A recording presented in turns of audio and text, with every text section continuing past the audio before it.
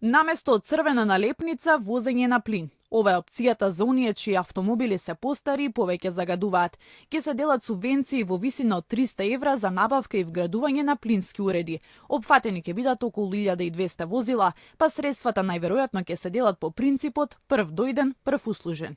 Министерството за економија подготвува измени во законот за возила. Целта е да се поттикнат возачите да го заменат бензинот со други деривати кои испуштаат помали количини на штетни гасови. Власта изминативе денови најави низа мерки со кои ќе се справува со аерозагадувањето, но невладините алармираат дека сериозно се потфрлува во справувањето со PM10 частичките. Прашуваат зошто во ново проектираниот буџет не била презентирана ставка за животна средина.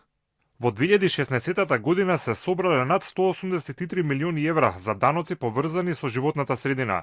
Секој денар ќе се употребуваше исклучиво за подобрување на квалитетот на животната средина. Ни лани, ни оваа година собраните средства не ги користите наменски, туку за долгови на општините, за полнење на дупки во буџетот. Средствата имаат точна намена – подобрување на квалитетот на животната средина.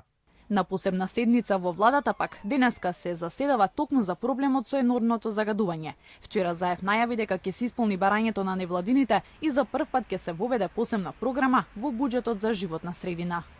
Најголемата работа за загадувањето на воздухот кој што е актуелна е решавањето на гасификацијата во Македонија. Тоа го знаеме сите. И другите извори на енергија кои што треба се повеќе и повеќе да ги имаме, како што се фотоволтаиците на куќите и слично, заради тоа што преку 91% од загадувањето во Скопје доаѓа од загревањето на домовите. Од годинешниот буџет кој изнесува 3,4 милиарди евра, за ставката животна средина отпаѓаат 0,4% или околу 13,5 милиони евра.